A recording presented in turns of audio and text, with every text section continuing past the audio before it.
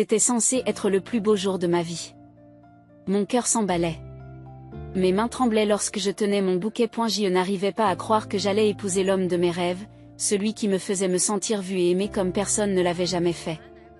Aujourd'hui, j'entamais un nouveau chapitre, un nouveau départ. Mais devant l'autel, sous le regard de tous ceux que j'avais connus, je n'arrivais pas à me débarrasser du sentiment que quelque chose n'allait pas. Les chuchotements derrière moi, les regards subtils de mes parents et le jugement dans leurs yeux, tout cela était trop clair. Regardez-la, marmonnait ma sœur, suffisamment fort pour que je l'entende. Elle va épouser ce pauvre homme pathétique. Je me suis figée. Mon cœur s'est enfoncé dans mon estomac. J'avais espéré qu'aujourd'hui serait différent. Qu'ils mettraient de côté leurs opinions et me soutiendraient. Mais leurs paroles m'ont touché plus profondément que je ne l'aurais imaginé. J'ai essayé de détourner le regard, de me concentrer sur mon fiancé, mais le poids de leur désapprobation pesait lourd dans l'air. Ma mère a ajouté, n'est-ce pas triste, sa voix dégoulinant de dédain. Je pensais qu'elle aurait plus de goût que ça. Et puis ils ont ri.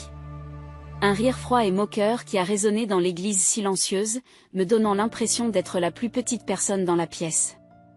Mes joues brûlaient d'humiliation, mais je n'en laissais rien paraître. J'ai gardé la tête haute, serrant mon bouquet plus fort. J'avais pris la décision de l'épouser il y a plusieurs mois.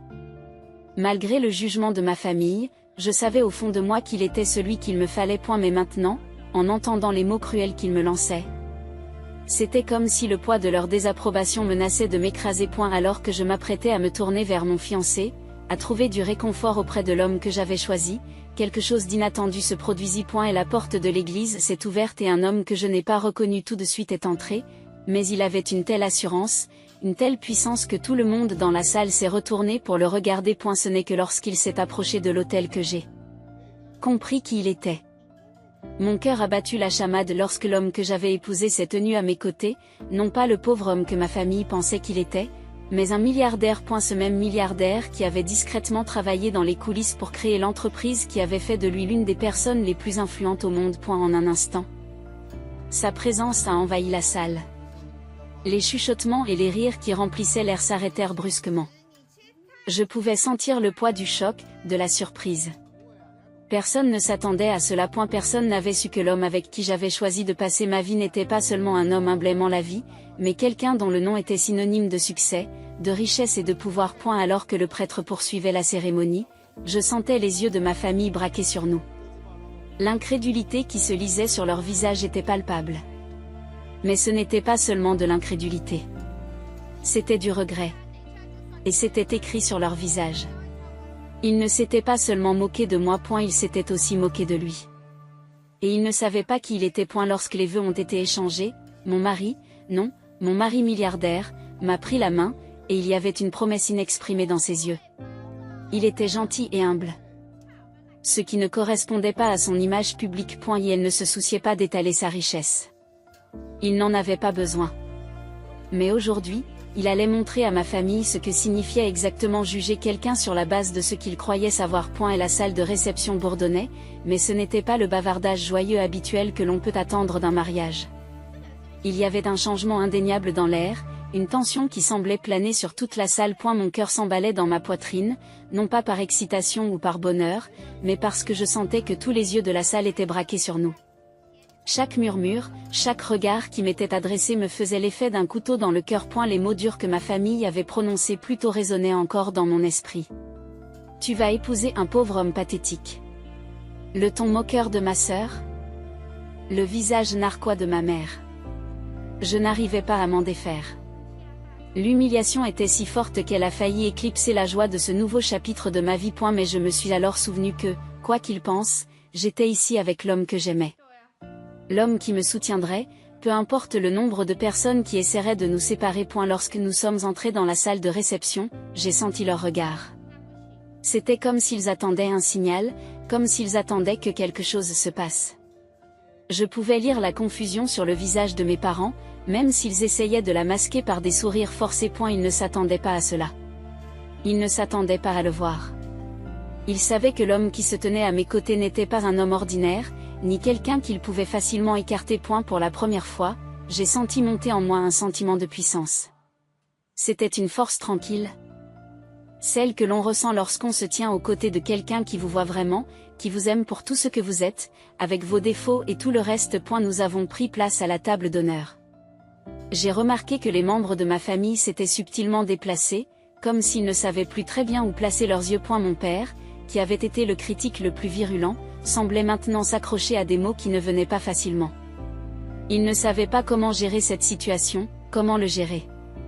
Mais mon mari, l'homme que j'ai épousé, n'a pas bronché. Et elle n'a pas été intimidée par le malaise qui régnait dans la pièce.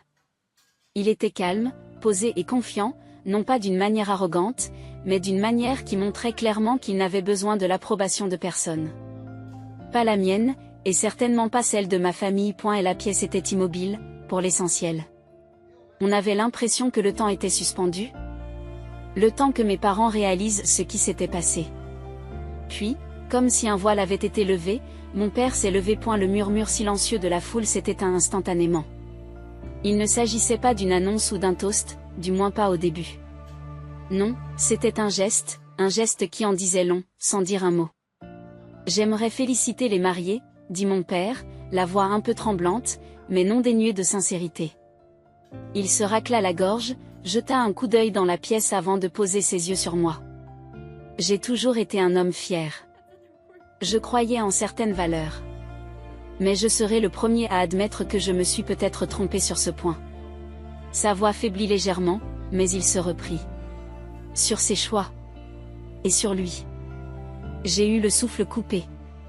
Pendant un bref instant, j'ai eu du mal à croire ce que j'entendais. Mon père, l'homme qui avait méprisé mes décisions, qui avait dit clairement qu'il pensait que je faisais une erreur, admettait qu'il nous avait mal jugés.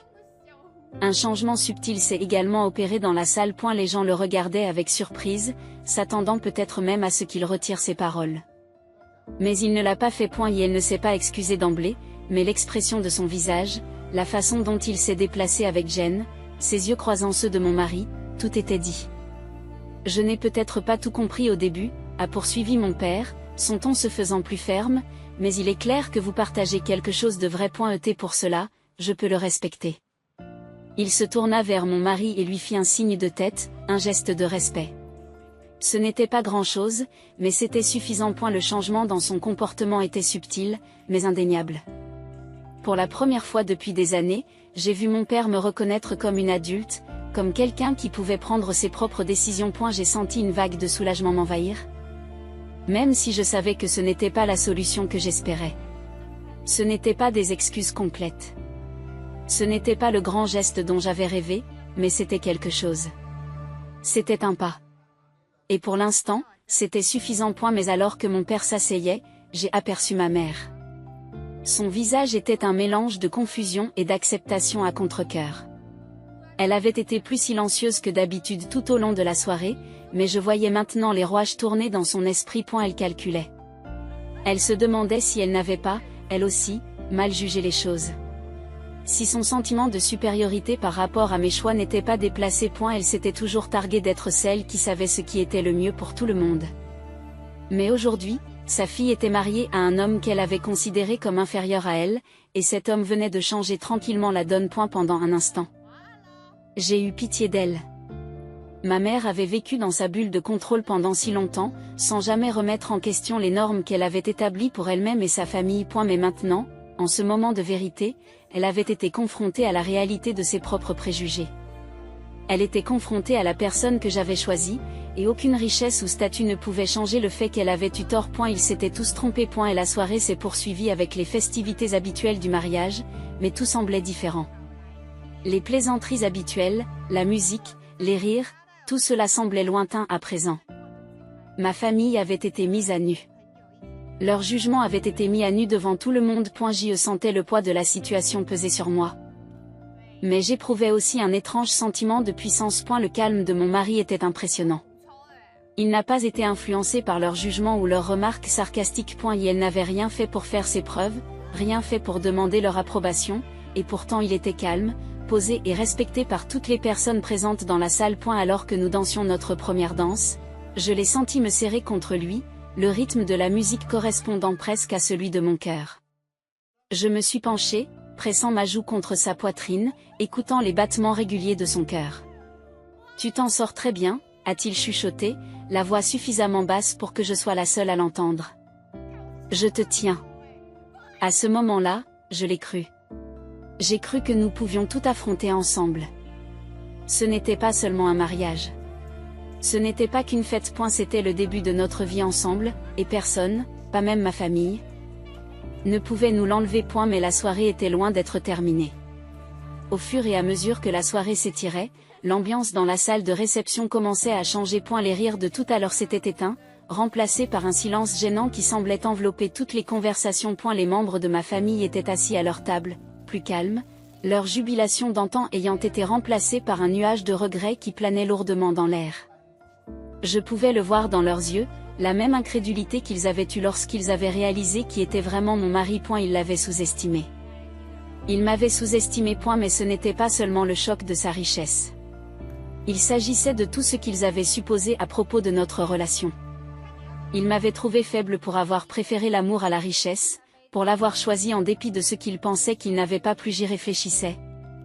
Plus je réalisais à quel point ils m'avaient mal comprise. Ce n'était pas une question d'argent. Il n'en a jamais été question. Ce n'était pas une question de statut ou d'apparence. Il s'agissait de la connexion que nous partagions, du lien que nous avions construit grâce à la confiance, au respect, oui, à l'amour. Les choses auxquelles ma famille accordait le plus de valeur, la richesse, le pouvoir, l'influence, ne signifiaient rien en comparaison de la base que j'avais avec lui. Et pourtant, pendant tant d'années, je les ai laissés me convaincre que je devais entrer dans leur moule. J'avais laissé leurs opinions façonner mes choix, même si, au fond de moi, je savais qu'elles étaient erronées. Mais aujourd'hui, aux côtés de mon mari, je me suis sentie plus forte que jamais. Et il ne s'agissait pas de me venger. Il ne s'agissait pas de prouver que quelqu'un avait tort. Il s'agissait de trouver ma propre vérité. Et je l'avais enfin trouvée en lui. En nous. J'ai croisé le regard de mon mari à l'autre bout de la pièce. Et elle était entourée d'invités qui discutaient à bâtons rompus. Mais ses yeux ne m'ont jamais quitté. Je pouvais sentir l'amour et le soutien qui émanaient de lui. Une promesse silencieuse que, quelle que soit la suite des événements, nous y ferions face ensemble. Son calme était contagieux. Dans le passé, j'aurais paniqué dans cette situation, j'aurais eu l'impression de devoir tout arranger pour tout le monde. Mais maintenant, avec lui à mes côtés, je me suis rendu compte que ce n'était pas nécessaire. C'était mon moment, ma journée. Et il n'allait pas être assombri par l'opinion de quelqu'un d'autre. Alors que la nuit avançait, mon père s'est à nouveau levé, cette fois pour porter un toast à nous. Les jeunes mariés. Et la salle devint silencieuse lorsqu'il se racla la gorge, sa gêne antérieure remplacée par quelque chose qui ressemblait à du respect à contre-cœur.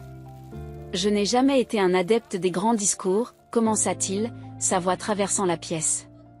Mais j'ai toujours cru qu'il fallait faire ce qu'il y avait de mieux pour ma famille. Et quand j'ai vu ma fille aujourd'hui, debout à côté de l'homme qu'elle a choisi d'épouser, j'ai réalisé quelque chose d'important. Il a marqué une pause, son regard se portant brièvement sur mon mari. Parfois, les meilleures décisions ne sont pas celles que nous prenons en fonction de ce que pensent les autres. Parfois, ce sont celles que nous prenons en fonction de ce que nous avons dans le cœur. J'ai regardé mon père tourner lentement son regard vers moi. La sincérité dans ses yeux était indubitable. J'ai toujours été fière de ma fille. Et aujourd'hui, je suis fière de l'homme qu'elle a choisi. Je vois maintenant que vous avez quelque chose de vrai, de durable. Et pour cela, je vous félicite. La salle est restée silencieuse pendant un moment avant qu'une vague d'applaudissements ne se propage parmi les invités. Ce n'était ni bruyant ni exagéré, mais c'était sincère. La reconnaissance de mon père, même s'il ne s'agissait pas d'excuses pures et simples, était suffisante. C'était la première fois qu'il admettait publiquement qu'il avait eu tort. Et pour moi, c'était une petite victoire. Pas pour lui, mais pour moi. Pour la femme que j'étais devenue, la femme qui avait appris à faire confiance à son instinct et à son cœur plutôt qu'aux attentes des autres. J'ai regardé ma mère, attendant sa réaction. Elle était restée silencieuse toute la nuit, se tenant à l'écart, observant le changement, petit mais significatif, de mon père. Je pouvais voir les roues tourner dans son esprit. La prise de conscience que peut-être elle aussi s'était trompée. Elle s'était toujours targuée d'être la voix de la raison, celle qui avait maintenu l'unité de la famille grâce à ses plans et ses attentes méticuleux. Mais ce soir, la vérité avait ébranlé son monde, tout comme elle avait ébranlé celui de mon père. Elle m'a alors regardé, les yeux remplis de quelque chose que je n'arrivais pas à situer. Ce n'était pas de la colère. Ce n'était même pas de la déception. C'était quelque chose de plus complexe. Du regret, peut-être, mêlé à un sentiment de perte. Peut-être avait-elle l'impression d'avoir perdu le contrôle, d'avoir perdu la capacité de me façonner pour que je devienne la fille qu'elle voulait que je sois. Mais lorsque son regard s'est adouci, j'ai compris qu'il s'agissait d'un tournant. Elle aussi allait devoir se faire à l'idée que je n'étais pas la personne qu'elle avait essayé de façonner. Je n'étais pas sûre de ce qui allait se passer ensuite. Je ne savais pas comment ma relation avec ma famille évoluerait à partir de ce moment, mais j'ai senti un sentiment de paix s'installer en moi. Pour la première fois, je ne m'inquiétais pas de leur approbation. Je n'essayais pas de gagner leur amour. J'avais ma propre vie maintenant. J'avais ma propre famille, une famille fondée sur l'amour et le respect, et non sur les apparences et les jugements superficiels. Et la soirée s'est achevée et la musique a continué, mais je n'avais plus l'impression de fêter quelque chose. Il s'agissait de quelque chose de plus profond. Et la tension qui avait marqué le début de la soirée s'était lentement estompée, remplacée par une compréhension tranquille. Ma famille, autrefois si sûre de son jugement à mon égard, avait vu la vérité. Ils avaient vu l'homme que j'avais choisi d'épouser, non seulement comme une richesse, mais aussi comme l'intégrité, la gentillesse et la force tranquille qu'il avait toujours eu. En quittant la réception, mon mari et moi avons marché main dans la main, l'air frais de la nuit frôlant notre peau. Je pouvais entendre les chuchotements des invités derrière nous, leur curiosité pour qui nous étions, ce que nous avions, s'attarder dans l'air, mais cela ne me dérangeait plus. Rien de tout cela n'avait d'importance. J'avais tout ce dont j'avais besoin ici, avec lui. Nous sommes arrivés à notre nouvelle maison, un endroit qui avait semblé être un rêve lointain. Maintenant, c'était une réalité. C'était le nôtre. Un endroit où nous pouvions construire l'avenir que nous voulions. Un endroit où personne ne pouvait nous définir autrement que par nous-mêmes. Les jours suivants ont été un véritable tourbillon. Les médias se sont emparés de l'histoire de ce mystérieux milliardaire qui avait épousé une femme qu'il considérait comme ordinaire. Mais pour nous, ce n'était pas l'attention qui comptait. Ce n'était pas l'histoire qu'il voulait raconter. Il s'agissait de la vie que nous étions en train de créer, une vie remplie d'amour, de rire et de la liberté de vivre de manière authentique. Quant à ma famille, elle s'est ralliée lentement. Il n'a pas été facile pour eux d'avaler la vérité, d'admettre leurs erreurs, mais ils l'ont fait. Mon père m'a tendu la main en privé, sa voix était empreinte de sincérité lorsqu'il s'est excusé pour les mots qu'il avait prononcés auparavant. Ce n'étaient pas de grandes excuses, mais c'était suffisant. C'était un début. Pour ma mère, cela prendrait plus de temps. Elle avait construit sa vie autour de l'idée qu'elle pouvait tout contrôler, qu'elle pouvait façonner le destin de sa famille selon ses règles. Mais j'avais appris quelque chose d'important de tout cela. Je n'avais pas besoin de son approbation. Je n'avais besoin de l'approbation de personne. J'avais choisi ma voie et j'en étais fière.